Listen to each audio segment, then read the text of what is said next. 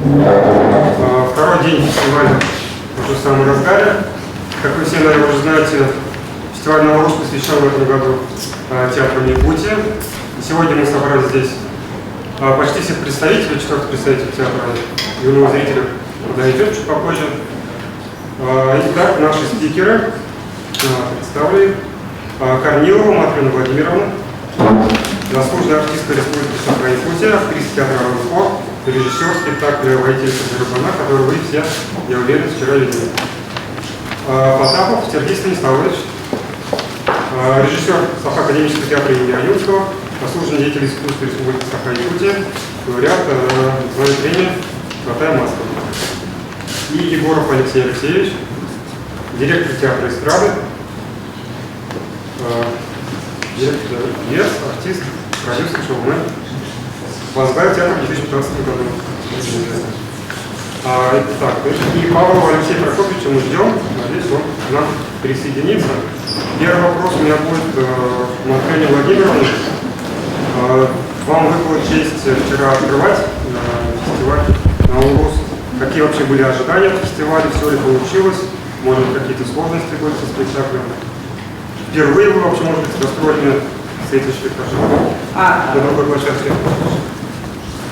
Ну, как я вчера уже говорила, да, мы играем этот спектакль, и он как бы был создан для определенной площадки, для конусообразной, как бы, ну, как вы заметили, наверное, более, наверное, площадной театр, да? Эпическое, сам эпический жанр. Мы театр Лунко на Наврузе уже я третий раз. Первый раз я в роли Алункасута приезжала со спектаклем Степаниды Борисовой «Удаганки», если вы видели, это такой спектакль, да? И второй раз в прошлом году мы приезжали с Ириной Михайловой на уже мастер-класс давали. И вот я приехала с волнением, потому что впервые как режиссер перевезла спектакль. И как этот спектакль? Этот спектакль, наверное, он почти самый известный героический эпос Джербана Джерулетта у всех как бы поколений, более издаваемое, более такое, очень много эпоса лежит у нас в архивах, в музеях, но этот эпос наиболее известен. И я уже давно к нему присматривалась, и он мне очень нравился тем, что обычно в эпосах как бы герои все идут однопланово. Герой, ну как бы злодей, все вот эти направления. А в этом он очень театральный, как бы все имеет двоякое отношение. Например, там, думая, что это девушка красота, а оказывается у нее, она дружит с черной силой. И почему я обратилась к этому Лунко? Потому что оно очень-очень современное и понятное. Потому что здесь, прежде всего, наверное, как многие вы уже театральные люди поняли, здесь есть тоже тема жанра, когда мужчина не может взять на себя некоторые те функции защиты, которые на него заложила природа, тогда нам, женщина, надо, засучив рукава, забыв про все, но стать на защиту, чтобы наши дети, наша Родина, наша земля, все это было, ну, за все в ответе, девочки, вы с этим со мной согласитесь. Особенно это тоже в наше время, правда? Мужчинам надо быть славными, мужчинам можно личностные какие-то, а мы все равно в ответе, мы должны встать и сделать. И поэтому, когда с этим Лунко я ходила, я показывала режиссерам, вот Лунко, посмотрите, может мы его поставим, может мы его сделаем, но ни один режиссер как-то не очень сильно. Ну и тогда эта женщина что делает? Берет в руки Лунко, оно очень большой материал, вы знаете, такой объемный материал, начинаешь над ним работать, потому что его перерабатывать и все. И начинаешь работать, а потом уже, когда у тебя что-то готово, я иду к Андрею Исаевичу, говорю: Андрей Исаевич, пожалуйста, посмотрите, как я сделаю. И очень, когда он посмотрел, вначале посмотрел, он говорит: что же ты мне сделала в этом спектакле 3 спектакля? Ну, фантазии много, мы женщины, девушки необузданные, все это у нас за столько лет работы, все это накоплено. И он сказал: ну ладно, давай из твоего 3 спектакля, давай сделаем 1 спектакль. И он согласился стать художественным руководителем, и как бы мы вот создали этот спектакль. Вы знаете, вот специально с самого начала я шла к этому, пытаясь не использовать менее стилистически, не сильно уходя от народного.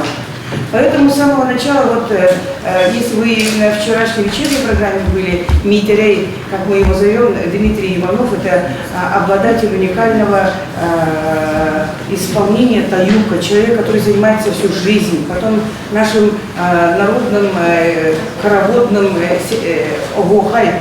И вот этот человек, с ребятами мы уже были назначены работой, и нужно, чтобы пели они как старики. И вот начинается работа. Потом с художниками, когда начали работать, начали работать с нашим Михаилом Егоровым, учеником Геннадия Сотникова, потом присоединилась Екатерина Шапошникова, она уже выпускала спектакль. И вы знаете, вот здесь уже опять надо было вернуться к истокам, потому что в спектакле, в костюмах и во всем вы видите, что использованный конский волос.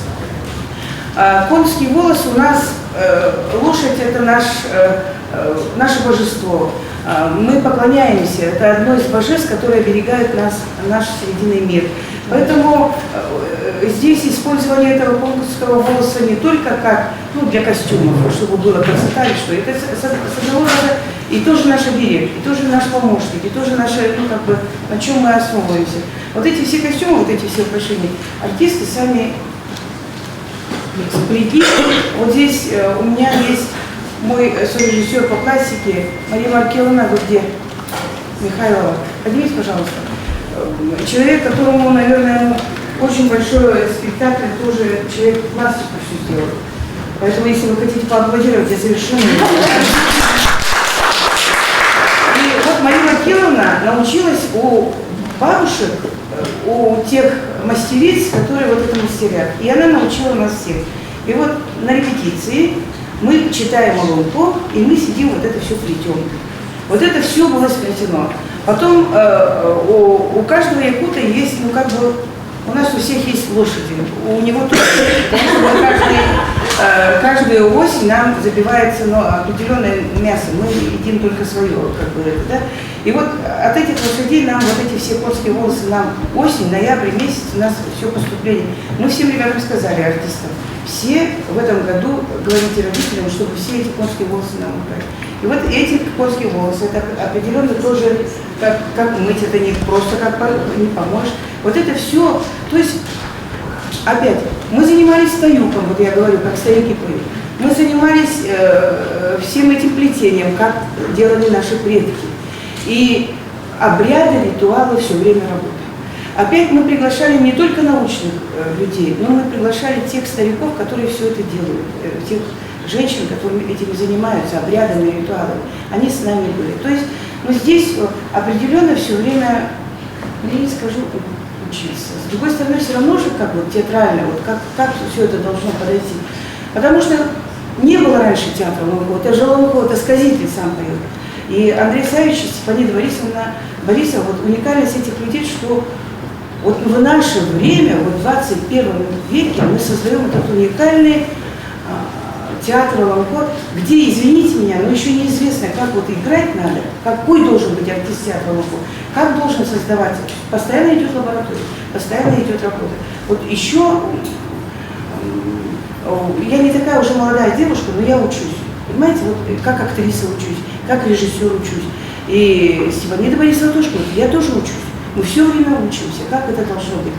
Вот поэтому здесь мы по улусам, то есть районы наши, мы вот сейчас тоже на месячный Вилюск поедем, СЭХ делать, наш праздник, Новый год делаем. И там месяц мы работаем. И вот в этом спектакле многие, это не танцы, это вот, например, ход этот, вот мы привезли с Верхоянского улуса. Определенные движения мы привезли с Сунтарского улуса. Это, вот помните, они в конце делают. Это не танец, это сакральные наши движения, это которые испокон веков передаются. Это тюрки, вы все понимаете, о чем это идет речь. Что это? Это скот. Это что? Это то, что нас должно оберегать, это защита, как ограда, можно говорить, да? Это что? Обращение. Здесь, поэтому, я не знаю, ну, вы, может, наушники себе, а мне кажется, можно без наушников, потому что все в Аламхо говорится о том, что каждый народ может понять. Это все о добре и зле. О том, что человек ответственен должен быть. Человек ответственен во всех поступках, потому что оттуда нас все равно недоброе в нас начинает. Это в нас, когда заходит, и мы становимся недобрыми. Это, мы должны быть настолько сильными, защищенными и в то же время ответственными, чтобы себя не впускать в недобро. Когда мы, вот, например, брат недобро, он женщине отдался, в недобро ну, как бы, попал, поэтому вся девушка это приходится ей брать в руки меч, идти на защищать, но это же ненормально, когда женщина проливает кровь.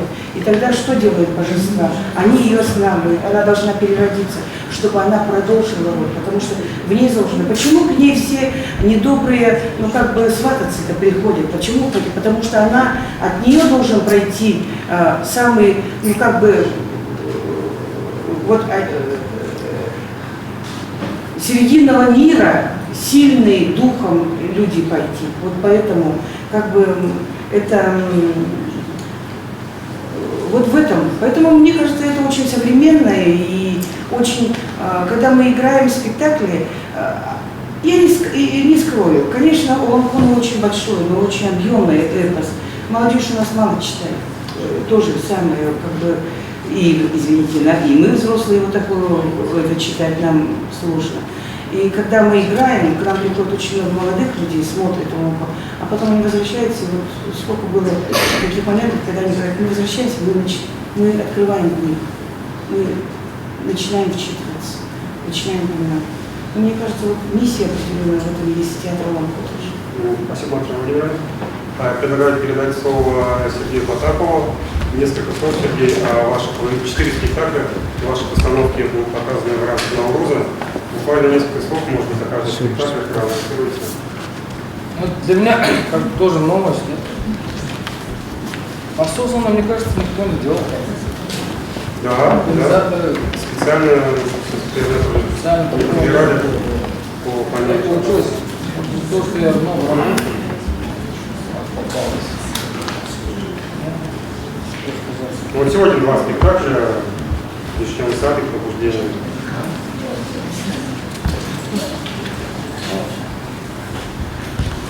За 2 года я очень плотно работал, можно сказать. За 2 года я 12 постановок делал. Олег Ларецкий здесь был.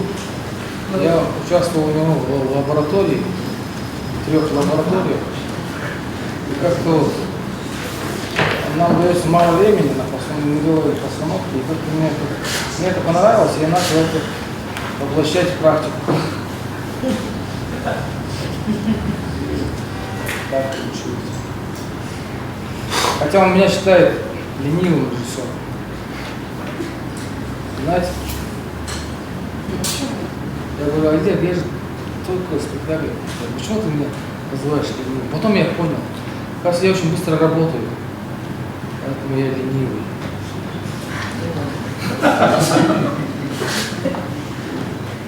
А можно вопрос по Потапову?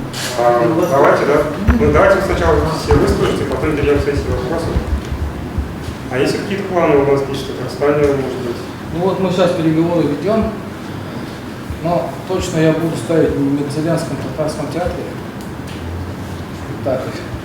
Ну, какой? Иблис, это азербайджанская пьеса. Джавид Хусейн, 20-й год пьеса. Дьявол, да? Да. И, конечно, вот тоже сейчас разговаривали, и, возможно, здесь будет после, может быть, у нас это пока разговор. А Менделеевский уже 100%. Да, уже, да. По срокам. Это октябрь, наверное, конец октября, где я уже знаю. Хорошо. И Егор Алексеевич, вам вопрос. Вы, насколько я знаю, впервые приезжаете в Казань. Да, я лично нет, конечно, я здесь Ну, уже театр. первый раз. Но театр у нас первый раз. Вообще хочется поприветствовать всех. Для нас это вообще большое событие. Потому что наш театр, он достаточно молодой. До 2015 года наш театр работал не совсем как театр, больше, наверное, как концертное агентство. Вот. И уже 2 года, как мы превращаем наш театр в театр, то есть ставим музыкальные спектакли. Мы за 2 года поставили 6 музыкальных спектаклей. Вот. И наш театр вообще первый раз в жизни за все свое существование выступает в фестивале в качестве участника. Да? Мы приехали с моноспектаклем. В главной роли у нас Ческыра играет. Вот, очень самобытный человек. Вот. Кстати, спектакль у нас будет завтра. Вот. Приходите, посмотрите. Вот. Ну, что еще сказать? Так, я здесь, да, в 3-й раз. Я вообще очень люблю этот фестиваль, он для меня какой-то родной. Потому что первый раз я приезжал сюда со студенческим спектаклем. Я работал тогда в качестве актера. Спектакль назывался «Картина». Вот. Может, наверное, вы не помните или помните. Так это был я. Вот. Мне было страшно интересно. Вот. А второй раз я приезжал уже в качестве члена делегации якутской культуры. Вот. И в 3-й раз уже как участники полноценные. Вот. И для меня, и для нас, и для всех это большое событие. Поэтому хочется поблагодарить организатора фестиваля. Вот. Ну, думаем, не в первый, не в последний раз. Ну, еще, наверное, успеем вам надоесть. Да, будем, наверное, да, если получится, то да, будем пытаться все время принимать участие. Вот так вот. О себе расскажи. О себе? Ну, я на самом деле актер. Я закончил Щепкинское театральное училище. Вот, потом работал в Саха-театре. Вот, с Сергеем, когда он брал «Золотую маску», я был там. Основная роль, так что какая-то своя заслуга тоже есть. Вот. Работал в Саха-театре с 2002 года до 2015 года практически. Ну, нет, до 2013. Вот. Потом я еще отучился в ГИТИСе, закончил продюсерский факультет. Вот, потому что параллельно снимали кино. И, может быть, слышали, у нас кинобум был, да, в Якутии.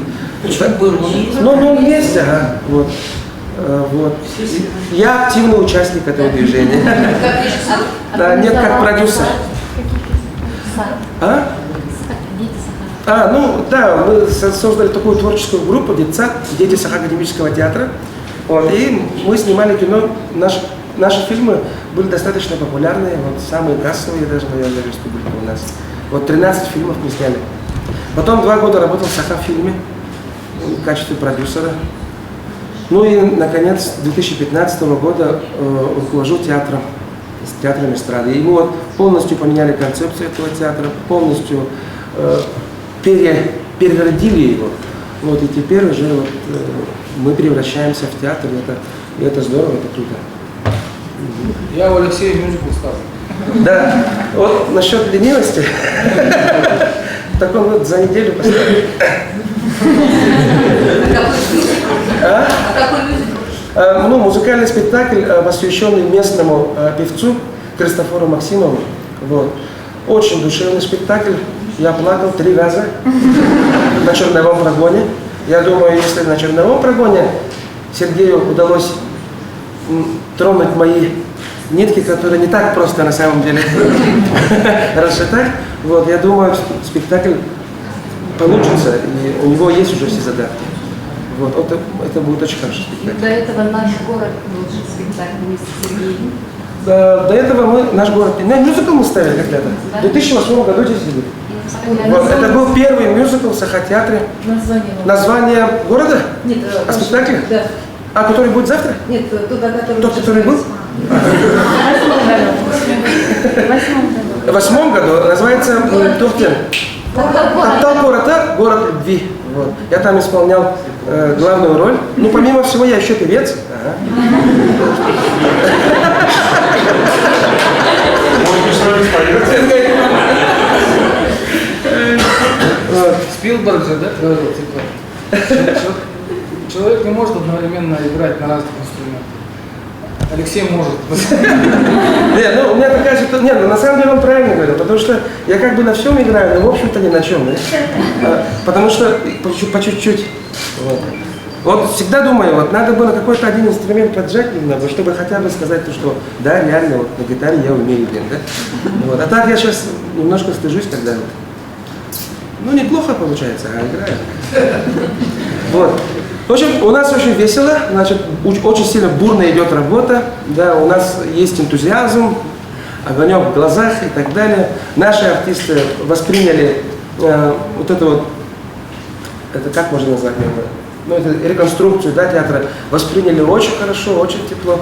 Им самим это страшно нравится. Конечно, были проблемы, но для нас Сергей Потапов поставил самый первый наш спектакль музыкальный. Вот он там, да, встретился с проблемами. Потому что в нашем театре работает 32 артиста, и все они звезды. Ну, они эстрадные певцы. Да, с ними не так просто разговаривать. Он у Сережи так поставил. Я сказал одной из звезде, может микрофон передвинуть? Она такая, как, я? Микрофон передвинуть? Но это было в 2015 году, и сейчас наши артисты совсем другие люди. Они уже начинают понимать вообще театральную жизнь, да, что такое вообще театр, что такое спектакль. Вот. И это очень здорово. Вот сейчас завтрашний спектакль, который мы будем показывать, это моноспектакль музыкальный. «Полет» называется, «Мой полет». Минкотовинде. Вот. Поставил Александр Тагиров. Спасибо ему большое. Тут тоже... На самом деле, знаете, наши театры очень помогают нам. Потому что мы театр, который вот только собирается врубиться, он только рождается. Вот режиссер Саха-театра, например, да, Сергей Потапов, вот, Александр Тагиров, режиссер театра юного зрителя. Художник у нас тоже Мария Павлова, да, из театра юного зрителя. Вот, Алексей Прокопьевич очень сильно поддерживает нас. Вот, даже звукач Павел тоже с разрешения с нами тут приезжает. Да, вот. Поэтому наши театры, это наши братья старшие, они помогают, и как-то мы все вместе начинаем превращать концертное агентство в настоящий театр. И мне кажется, у нас получится. У нас уже получается. Мы же здесь. Спасибо. Ждем в следующий раз мюзикл Сергея Потапова. Обязательно. Нам присоединился Павел Алексей Прокопьевич, художественный руководитель театра юного зрителя Республики Саха-Якутия. Хочется слово передать вам. Расскажите о вашем опыте на фестивале «Наурус», который раз вы приезжаете. Так, микрофона нет, да? Здесь название обстановки. Вот это, где микрофон? Вот так говорит. Раз. Прием. Так, добрый день, дорогие коллеги, журналисты, жители прекрасного города Казань, гости города Казань. Мы второй раз приезжаем в Казань, чтобы участвовать в этом замечательном фестивале «Навруз».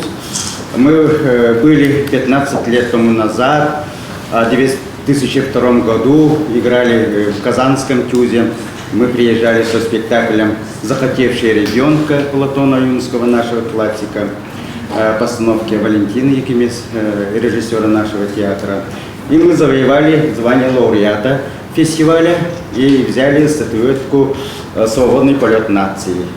Такая тяжеленная статуэтка, очень красивая эта статуэтка. Стоит у нас сейчас на самом видном месте.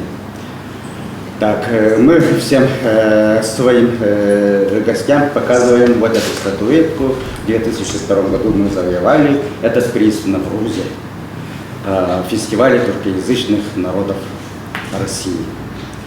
Так, еще что же сказать? Ну, давайте перейдем к вопросам, коллеги. Если есть вопросы, будем отвечать. Делимся, может, впечатлениями от вчерашнего спектакля. Мы уже отработали, будем отдыхать. И вчера мы показывали спектакль «Камень счастья», поставленный по легендам народов Севера. режиссер-постановщик, главный режиссер нашего театра, заслуженный деятель искусства республики, нашей республики Александр Тетигиров. Вот он сидит. Сегодня мы выступили со спектаклем «Король умирает» Эжена Ионеско, самого главного абсурдиста мира. Вот так. А режиссера здесь нет этого спектакля? Нет, к великому сожалению, он не приехал с нами. Карл Лазаревич Сергеевич, заслуженный деятель искусства Республики Сахалин. Можно вопрос? Давайте. Я, конечно, смотрела, давайте говоря без наушников, да, но я обратила внимание, что вы обращаетесь в залу. И в вашем спектакле, там вот, почтенная публика смотрит, да? И в вашем спектакле, ну, якутский язык немножко похож на татарский, что вот, ну, было во время этого представления, что-то там случится. Это национальная традиция, что ли, вы к публике обращаетесь, в публику? Может быть, мы с малых лет обращаемся. Да? Да, к матери, отцу, вот так и выросли, Еще, пожалуйста, обращаясь к людям вам вопрос. напрямую. Вот, очень интересный был спектакль, такой необычный, вообще открывается действительно мироощущение народа, да? И вот у меня такой вопрос. Верхний мир, он тоже враждебный срединному миру, он тоже враждебный человеческому миру? Так что Ну, он не враждебный, но как бы мы все с вами люди серединного мира, по нашему эпосу, да, как бы середины мира. Но верхний, он не враждебный, но он немножко высокомерный. Как и у нас тоже стоящие выше нас всех, тоже они некое высокомерие есть определенное. Ну вот в этом плане мы пытаемся вот так сделать, читать вот в этом плане, да. Там, если уже совсем уходить, то он тоже состоит из слоев. Верхний мир тоже есть определенная как бы ранговость. Есть совсем высшие 9 кругов, еще над этим тоже есть. И... То есть он не защищает человека? Нет, он оберегает, защищает, но иногда он нам посылает испытания, чтобы мы огонь и воду и медные трубы тоже решили. Это тоже он делает. И девушка эта, чтобы стать именно прародительницей, должна была пройти все эти испытания, чтобы вот выдержать, все это сделать, и потом уже... Вот у меня такой вопрос, да? То есть я-то воспринял действительно так, смотрел спектакль, как манифест якутского феминизма. Почему? Потому что вот с точки зрения даже православия, там же первый человек – это Адам. У вас прародительница – это как бы Ева получается. То есть Нет, женщина. Нет, и получается, и почему вы говорите, вот внешний мир, высший мир, высокомерность, там же главный действующий лицо мужчина. Тогда, получается, она как бы в силу своей женской сущности, что ли, и против высшего мира, так не укладывается в него. И здесь... Вот, хотя одна из представительниц, вот... Арлица, но она младшая. Ну да, она была. Ну, вы знаете, Олонхо, оно, в принципе, вот чем оно хорошо? Его можно прочитать, и каждый читает, каждый Олонхо-суд.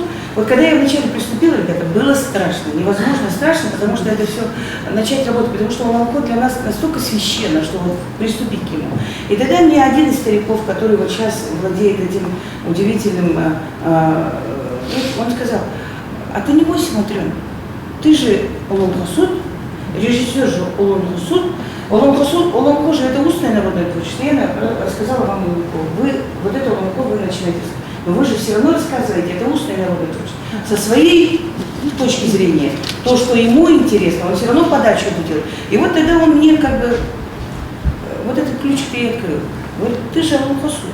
Вот что тебе интересно, то ты читай, ты говори, но у тебя же все равно все будет, но ты все равно подашь по-другому. И это будет уже твое Олонхо. Ключик.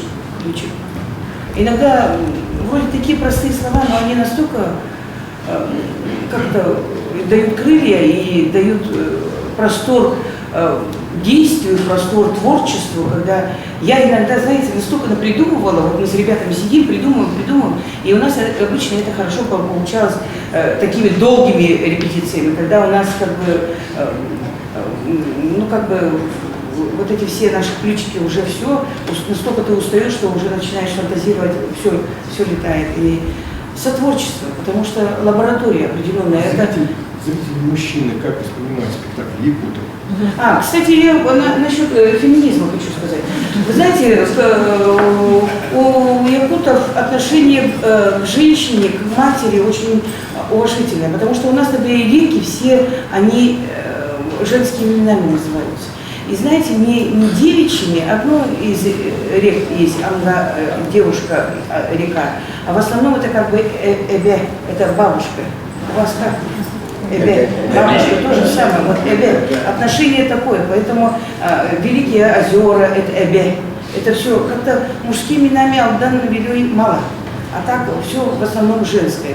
И отношение к женщине тоже, вы знаете, одна из легенд гласит так. В голодный год была большая стужа, и оставался последний кусок еды, который муж с женой и дети. И муж этот кусок отдает женщине, говорит, ты должна съесть, потому что ты воспитываешь детей, ты тогда даешь духовную культуру народа, в них вкладываешь, поэтому ты должна дольше меня жить. Я только добытчик, а ты несешь самую сущность, ты воспитываешь нацию, народ.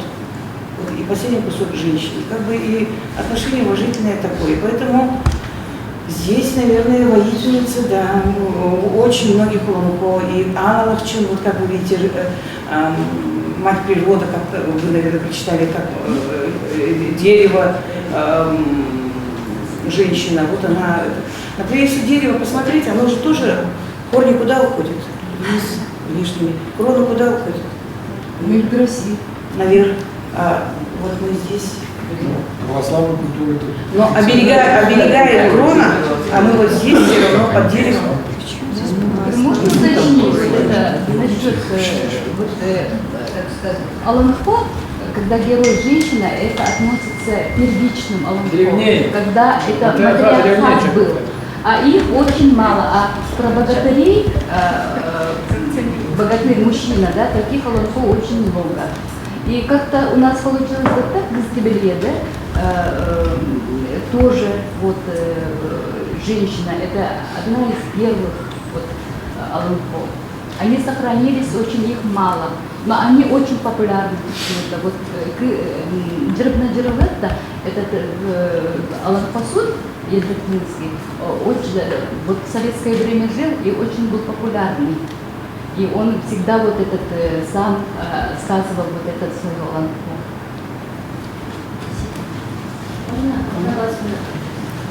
Я вот хотела спасибо сказать за вчерашний спектакль, я восхищена. И уже стала на английском Аланхо, потому что я пришла домой и рассказываю всем. Вот, и особо, конечно, это пластика актеров, это потрясающе. Мне, знаете, Мария Маркеловна.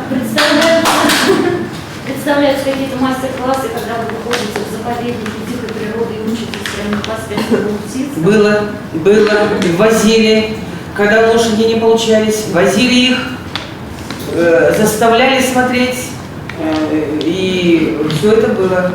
Когда птица не получалась, значит, пошли смотреть, в Ортодойду поехали, смотрели, все это. И знаете, не сколько даже можно по пластике поймать, потому что нутро вот это, поймать вот эту определенную есть. Потому что Птица это кто? Какая птица? птицы эксекю, это сказать орел это мало, а эксекю в Аланхо у нас как бы определенная это птица, которая летает, она летает с верхнего мира, прилетает в срединный мир. И как бы ее, она, здесь очень много у нее функций. Она немножко даже вот по Аланхо Бедиаля, она Удаганка, ну вот как вы в конечной ссыле увидели, да, вот в ней очень много, она перерождается, она превращается. Вот постоянный образ Аланхо. Это экзекулятор, который это имя носит на Алексей Алексеевич Колоковский классик писатель, да? И вот этот образ, который способен провидеть и так далее. Очень мудрая. Мистическая, да, мистическая птица, я все говорю. Поэтому не сказать, что вот прямо это вот такая птица, которая, ну, из мира фауны, флоры, не скажешь. Ваш вопрос. Да, я все хочу спросить Потапова. Во-первых, мы завтра будем еще ваш спектакль смотреть «Сумасшедший Муклай». Вот, я его видела на Канцерге, и он замечательно там прошел. У меня вот вопросы, поскольку я тогда не смогла вам задать. Скажите, пожалуйста, как пришла идея этот короткий рассказ Илюмского перевести как бы, ну, вот, в театр, да, в театральный спектакль? И почему вы именно с хакасами решили это сделать? Вот, якутский классик на хакасской земле. Это просто был потрясающий Я вам открою секрет. Да. Я сначала поставил себя в театре. Ясно. Он исполнитель стоит. Потом, ну, я перенес, но потом, потому что там же тема гражданская война, поэтому она везде, гражданская война же везде одинаковая. А так, это Юрский писал, меня зацепило, я смотрю там сзади, Ялта, 30-е годы, да? Да. Это 4 монолога, там за 10 минут можно прочитать. Это был настоящий человек. Его сожгли белобандиты, и перед тем, как его сожгли, он сказал 4 монолога. Это был реальный человек документальный. И Юрский вот это, мне кажется, он отдыхая в Ялте, да, там, он же был политическим деятелем еще. И собрание, наверное, было, и там же и отдыхали они. И вот он как-то вот там написал, и это меня очень зацепило, как лежа в Ялте, да, и писали вот такое. Он был великим человеком. А гражданская война для хакасов очень много зла сделала. Поэтому им было очень так близко. В свое время красные из него красного сделали. Типа, умер за нас. Из-за Юрского? Нет, он из-за этого Муклая, да. На самом деле он был юродивый, местный, юродивый. Он говорит, ну, красные победят, потому что их женщины любят. В таком уровне. Ну так и получилось. Сегодня это непонятно. А так, конечно, интересно перенести.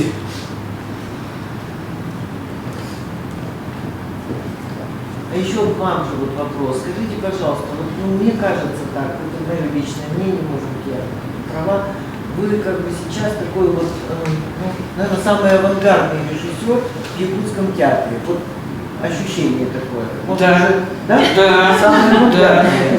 Классика. Да, женщина-воин подтверждает. Да. Вот, вы знаете, мне интересно, а вот как вы находите тексты, которые вам близки? Ведь вы очень разные вещи ставите, да? Вот как это происходит? И всегда это накладывается как-то на вашу еще и национальную такую театральную, что ли, культуру. Вот, если можно, попытайтесь объяснить это. Ну, то, что читаю и цепляет, я начинаю ставить. То, что тебя трогает. Это всегда как бы. А что вы читаете? Сейчас. Кстати, в последнее время я перестал читать. Потому что я сейчас как наемник, я себя называю Ронином, самурай без хозяина. Я езжу и ставлю по заказу. Но ведь вам какие-то конкретные вещи заказывают? Да, они говорят, мы хотим вот такую пьесу. Я говорю, окей, давайте работать. А если она не цепляет? Тогда уже включается какой-то профессионализм. Если... Давай свой вопрос. Я брала интервью сегодня утром у вашего коллеги. Хакасский театр, директор Хакасского театра. Вот он как раз рассказывал и о том, как вы ставили, вернее сказать, о том, что вы ставили. Вот я хотела спросить, актеры в этой труппе, они ведь еще и эстрадные звезды там частично, еще что-то Музыкальный театр. Да. Вот как с ними вам работалось? Они до вас повидали тоже немало режиссеров? Я всегда прихожу, и первая встреча у меня с артистами говорит: ребята, поверьте в меня, пожалуйста. Говорю, пока я вот сейчас у меня пока получается, может потом не будет получаться, но пока у меня получается, все говорят, хороший спектакль делаешь, ну, вам много. И говорят: поверьте в меня, давайте будем работать. Если вы поверите в меня, может что-то получится, если не поверите. Так наш тоже диалог начался с этого. Я сказал: ребята, как раз поверьте в меня, пожалуйста. Что же, оказывается? А? И что? Когда сказали: да, брат, ты же тюрк, мы тоже тюрки. А вы переложили механически, ну, вот, как было... Не, так как бы. Там я придумал несколько сцен, которых не было. И, конечно, там же, ну, сердцебиение другое у артиста вообще. Другой спектакль совсем.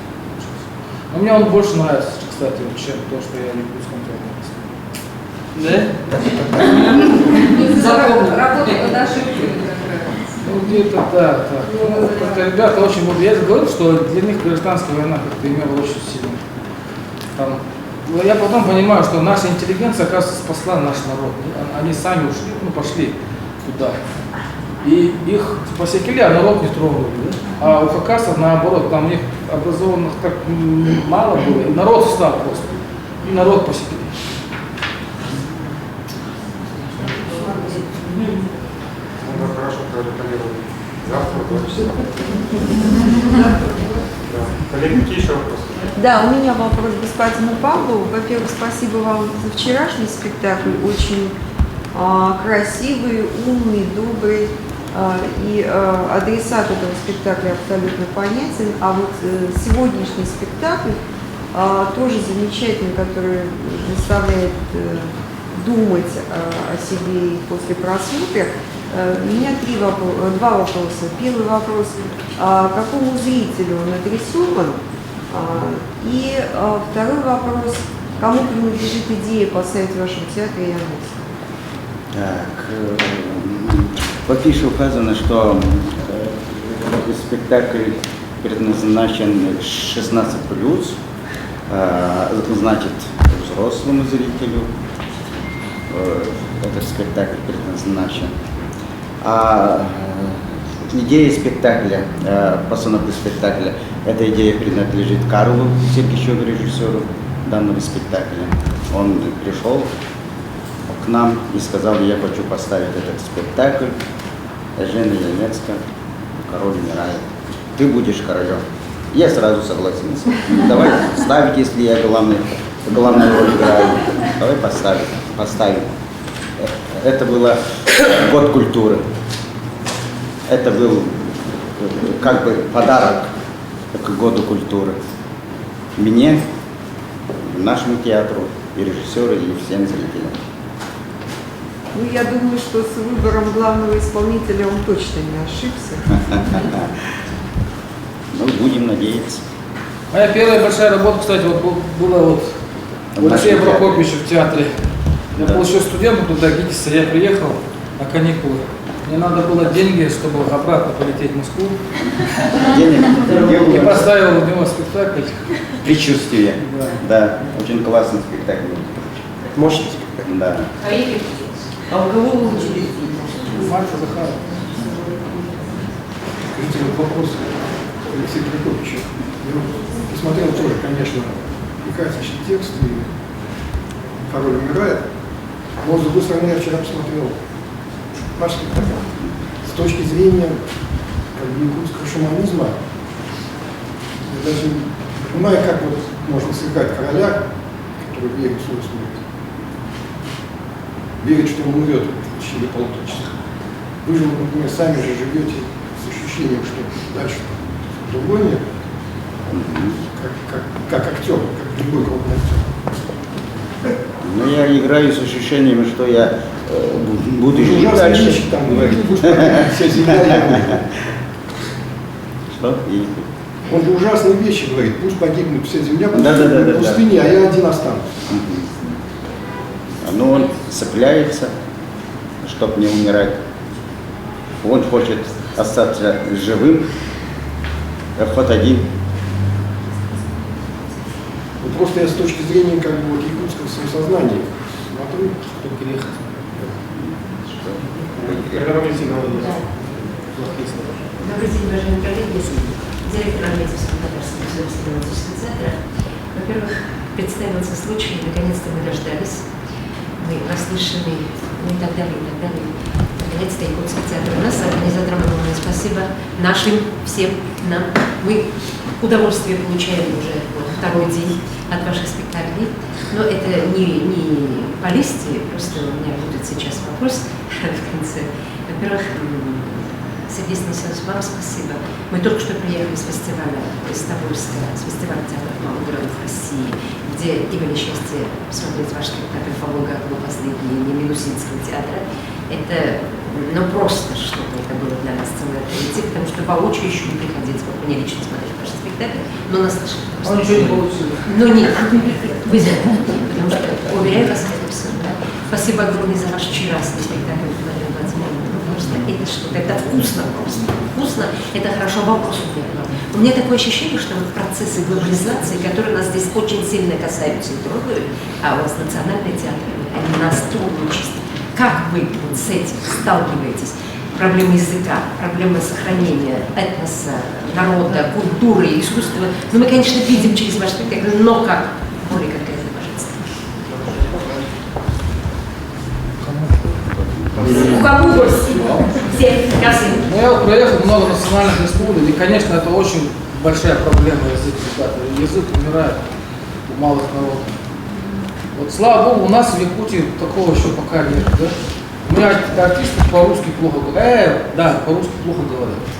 Вот.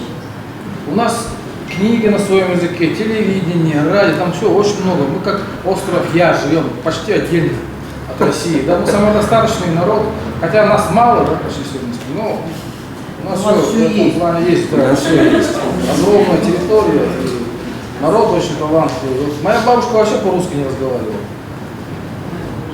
И как-то вот все это сохранилось, а у многих народов очень сложно. Потому что я считаю, что театр – это последнее место. Если с театра уйдет язык, все, конец. Народ умирает, потому что многие классические произведения еще тогда и написанные на родном языке же играются в театре. Я понимаю, иногда просто не ставят на своем языке национальный театр, потому что зритель не идет. Уже не знают языка, поэтому они на русском играют. И это очень плохо смотрится, когда другой национальности человек играет на русском языке, и это очень... И со зрителем у вас, конечно же, проблемы нет вообще. У нас нет. В этом плане нет.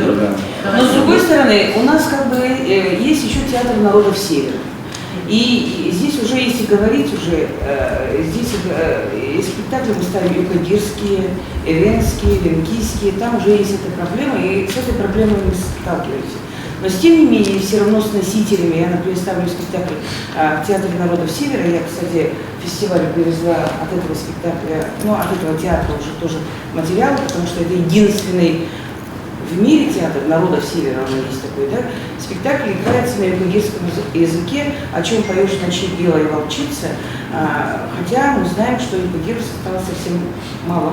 Но в то же время мы в зрительном зале сидят старики, которые владеют языком, и они понимают, о чем говорят со сцены. И они говорят, это удивительно слышать со сцены язык, который почти его нету. И когда в зале сидят бабушки, дедушки и плачут,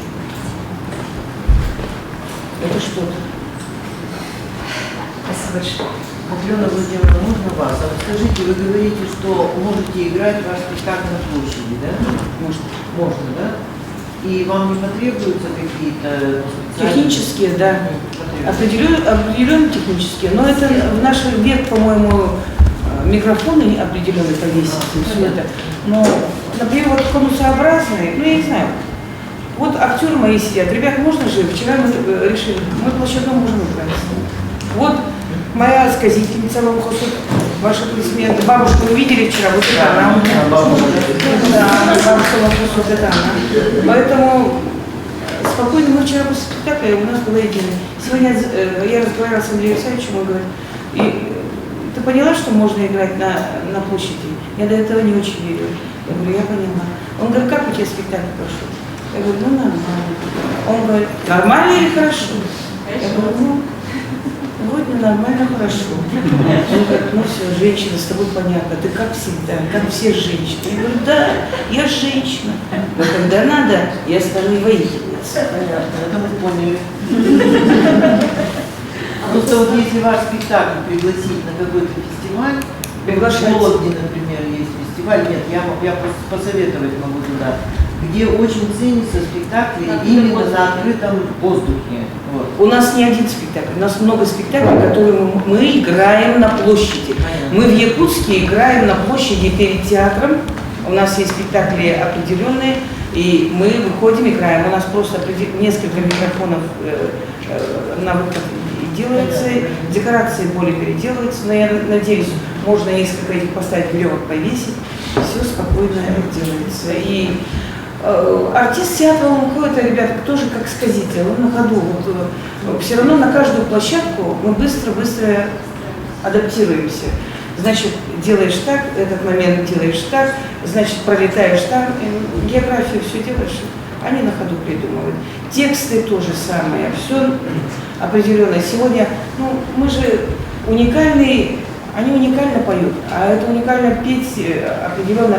Сегодня этот, может, сильно хорошо поет в этот, да, а сегодня кто-то не голос. Значит, этот сегодня выдаст больше. Они чувствуют, они друг друга понимают, они, ну, артисты же, они всегда голые, чувствуют, вибрируют, понимают. Ну, понял, что опера вышла из Волкова. А, кроме, без шуток, ребята, это же что? Это вот он, я тебя люблю, можно сказать. А если я пропою, я тебя люблю, это уже будет всеобщее, всенародное, и это уже масштаб, определенный масштаб. А вас немножко смутило, что ли, вчера реакция казанского зрителя? Или как? Вы сказали, что надо реагировать? Скучаем по своему зрителю, потому что это, я же говорю, вот, мы сидим этом, да, и вот ребята вчера рассказывали тоже, мы этого никогда не забудем. Пришел скотовод, черный, потому что весной у нас солнце очень сильно греет, очень это, он весь такой черный, весь, извините меня, но табунщик, от него немножко так пахнет, это табун, ну, лошади, да. И он сидит, и он, ну, пришел, на спектакль-то не ходил, что вы хотите, он сидит такой, это, смотрит спектакль, да. И вы знаете, вот, всю гамму чувств он в этот вечер испытал. Я не смотрела на это, я только смотрела на это. Он, ребят, мужчина, он плакал, он смеялся, он воевал, он любил, у него было какое-то желание мужское, но всю гамму, он все это испытал. Вы знаете, вот этот спектакль кончился, в партизанах мы играли, это в деревне, это, да, все ушли, а он сидит. Потом моя одна из подруг, девушка такая, тоже, в принципе, она у нас бизнес-вумен, и она тоже так посмотрела, а потом она мне сказала, я ушла в твой мир, Луку, я хочу возвращаться. И действительность она села и Луку. Я не хочу, я хочу быть в мире, Луку, и остаться в этом мире. Что ты со мной сделал? Вот я говорю, человек, который как бы, ну, скотовод, человек живет с природой, со всем. И девушка, которая эмансипирована, думает, что она денежки, все, тоже может. Скажите, пожалуйста, вот такие длинные волосы, это свои, да, актрисы? Свои. А вы знаете, еще свои, еще перед приездом она вот столько резала. Я говорю, кто тебе давал право резать волосы? Она говорит, это мои волосы. Я говорю, это уже не твои. Потому что она говорит, я плету, а туда мне неудобно плести. Я в зубы опять плету, и мне опять не хватает. Вот она и столько отрезала. Все свои любят. Все свое, все натурально. У вас от чего они такие волосатые? Чем вы волосы моете? А потому что у нас божество лошадь. А, кобылье молоко, наверное. Но с другой стороны, шутка шутками, ребят, но все равно это все наши обрядовые, сакральные, определенные ритуальные моменты, это все равно. И поэтому вот когда мы вчера, здравствуйте, мы когда вчера вот концертную программу вечернюю открыли, вот эти песни, которые, я же видела, что с тюрками творилось, уже у всех, кровь заиграла, все, уже все поехали, полетели. Потому что это тюрки. Забудьте, есть такой стереотип, Якутия это олени, это не олени. Ребята, там с табунами дикие лошади. Я оленя увидел, когда мне было 20 лет. Я еще не видел оленя. Олени ни разу не видел. Северные тюрки древние. А что такое для нас Навруз?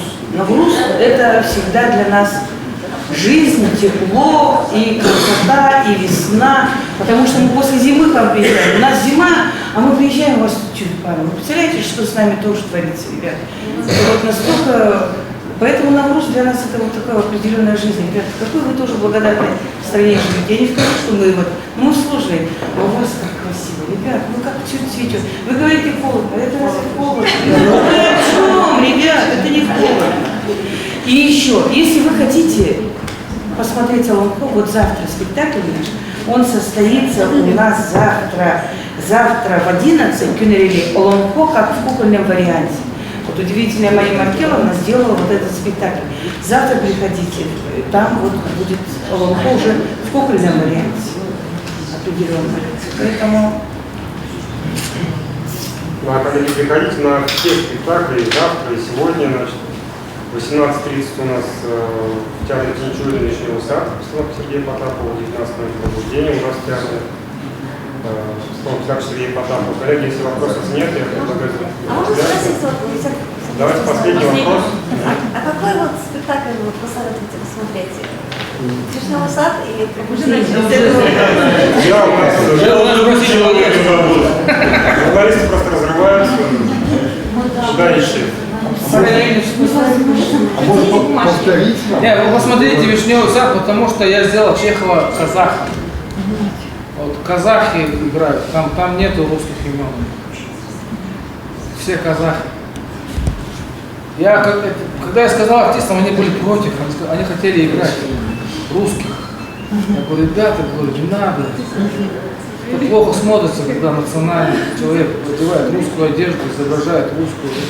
У вас же есть вишневые сады, растут же, говорят, да, растут. Как зовут, называется вишня? Шия, говорят. Давайте назовем Шия. Типа, Раневскую звали Шия, когда в детстве, мама, просто придумали. И все, и все там казахи. Казах. Я говорю, вы тоже самодостаточный народ. А французы берут, французам делают. Японцы японцам Чехова делают. Почему казахи не могут сделать казахам Чехова? И все. И получился такой спектакль. Спасибо. Спасибо за внимание.